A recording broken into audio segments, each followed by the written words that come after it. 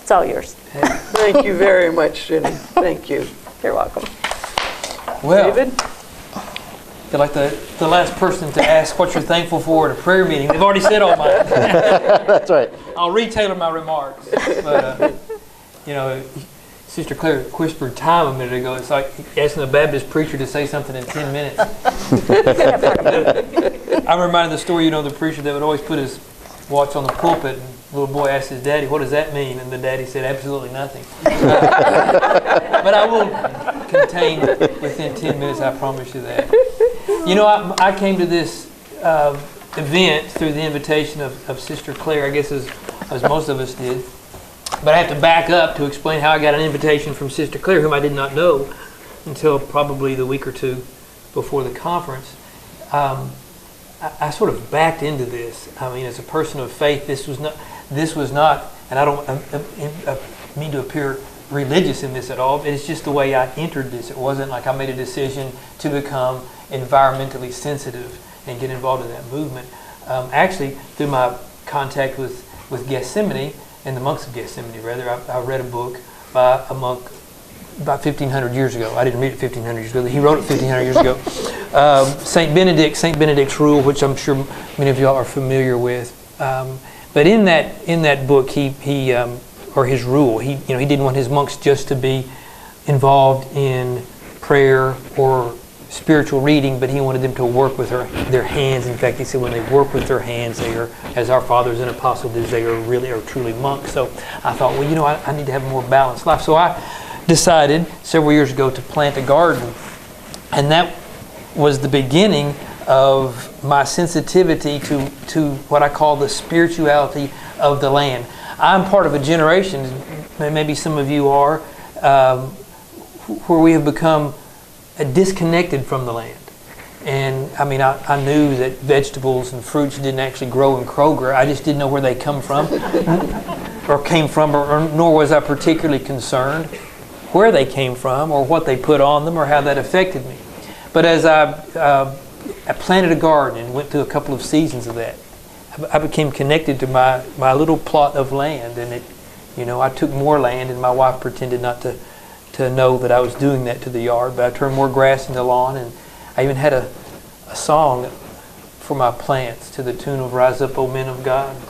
Rise up, O plants. I have O plants of God. I have several verses I won't share with you, but my plants love it. Tease. And they responded with their fruit, and I made a decision then, investigating I wanted to go as much as I possibly could non-genetically modified and seeds, and so I did that, and I got all my garden planted and sat back and was relaxing. Called my son one evening, and he said, "What are you doing?" And I noticed as I was admiring my work that in the field behind me they were spraying something, and they're getting closer and closer to my non-genetically modified seeds. And I went, "What are they?" And I said, I think it's got to be pesticides. What is it? I don't know. So I went running out there and promptly fell into the trap of my barbed wire fence and was like Gulliver, I couldn't get up. So, but that whole experience, that was and of course, just like the other, they weren't, and they're not doing anything bad. They were just doing their job, just working. But to me, that was a threat to something that had become very important to me, and even spiritual to me.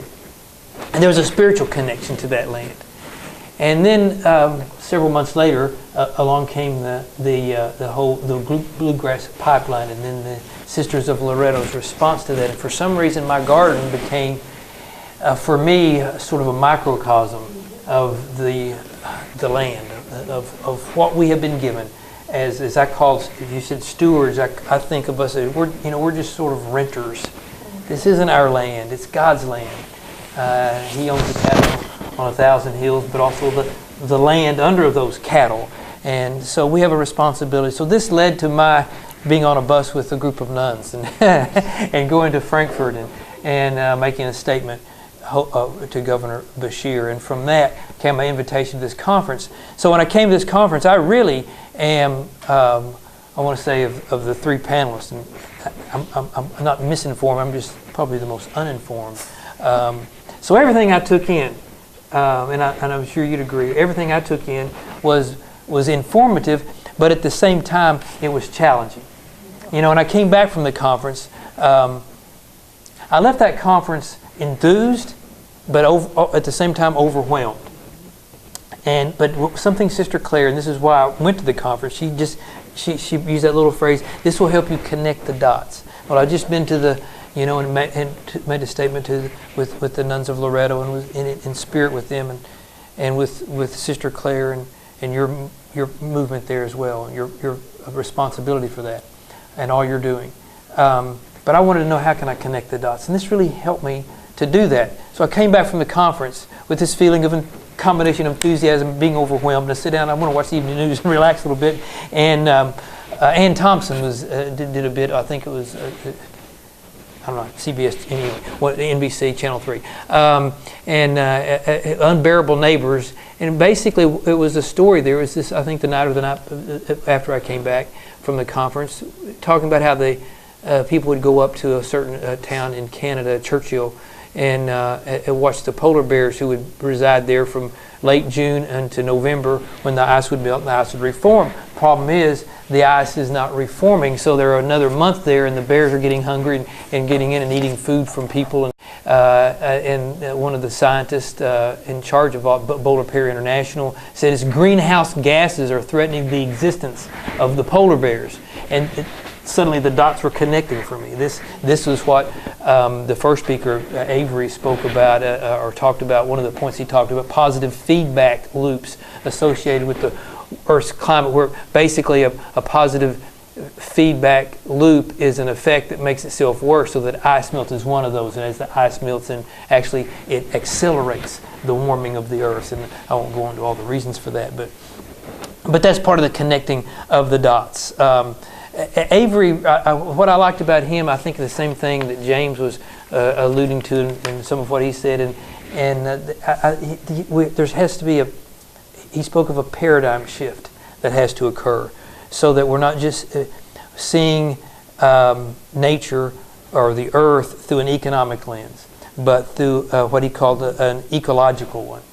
And and he admitted, I mean, most of us traveled there by cars. I thought about us, I don't know, the three of us going up there from here. You know, I didn't call and say, hey, let's carpool and get a Prius, or you know, this. Why? Because we like our independence. And so there's this, we're conflicted to a degree about this. And that's something that all of us have to come to terms with what we can do, and at the same time, not to back off and say, oh, well, you know, we're part of, so just give in to that. So there has to be what he calls, Avery, that is a symbiotic middle ground. And he, in his book, he talks about how he thinks, the prospects are not particularly bright, but he thinks there's going to have to be a security challenge. And when our national security is challenged through this, through the changes that occur, that will occur.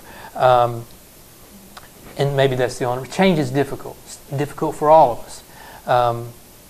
I was thinking of that book, Who Moved My Cheese, in regard to all this, where, one of those statements, if you don't change, you'll become extinct. I read an article years ago in Leadership Magazine about a South American group of people who had been dying prematurely for generations, and they went and did this study and found that there was an insect inside the adobe huts of these people that was causing this disease, causing them to die early. So they could do one of three things. They could move to an area where that insect didn't exist. They could completely tear down their adobe huts. They could use this insecticide to get rid of it, or they chose to do nothing. Change is that difficult. So it's difficult for us. And he addressed that in his talk, and it's going to take. How much is it? I mean, we don't have a lot of time. And I think in his book he talked about, will the oceans have to be ruined? I mean, what's it going to take? And I think we, as people of faith, have to sound a voice and have to maintain that we have to be, even if we are voices crying in the wilderness and we're alone, we still have to speak. And even if we don't think we're being heard, we still have to speak. We still have to do something. We have to do what we can do. And these little things that we were talking about.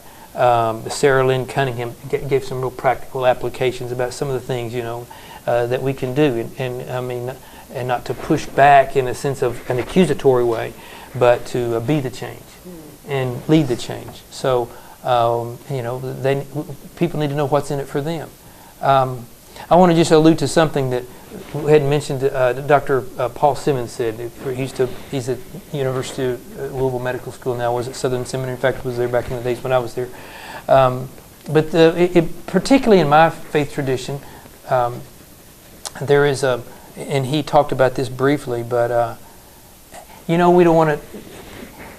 The things that you read about the greenhouse gases are those that want to deny the facts, that want to deny the realities, and there's websites you can go to, skepticism.com or science skepticism. There's all kinds of things that show this, and we know that, the scientists, but there are still those that know that's not true. And even the danger, I think, is for some of us, or some in our faith tradition, is to almost baptize our denial in Scripture.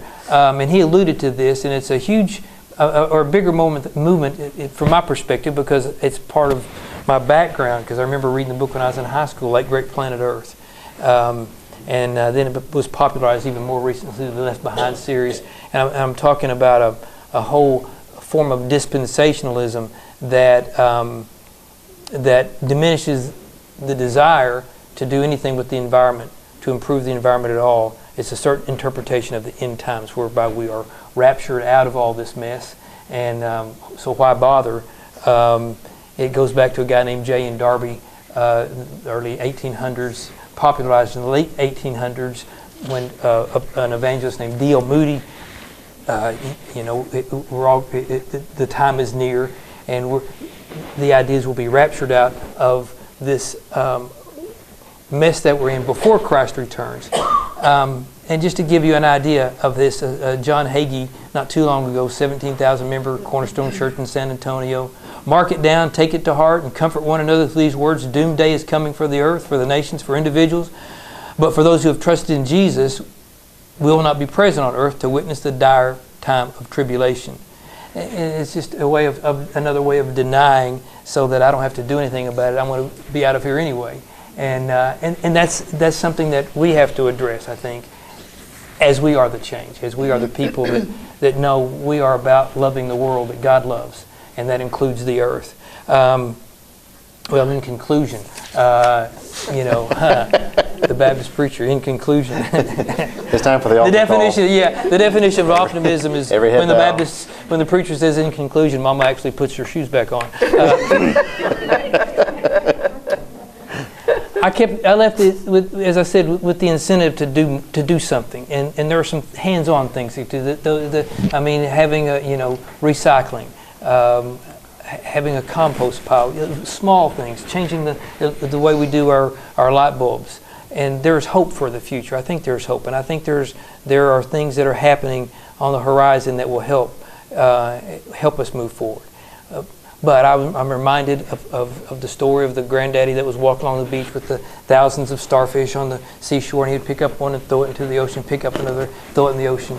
And the little grandson said, "Granddaddy, you're just picking up one. What difference can that make?" And picking up one, he said, it makes all the difference in the world. And I think that's where we have to begin, with the one that we are. We are the change, and we can make a difference. We can't change the world at once. And there are challenges. And there's a lot we need to know, a lot we need to know more about. But we can make a difference. If we're determined to make a difference, if we'll let that change within us and move forward. Thank you. Thank you very much, David. Excellent, all three of you.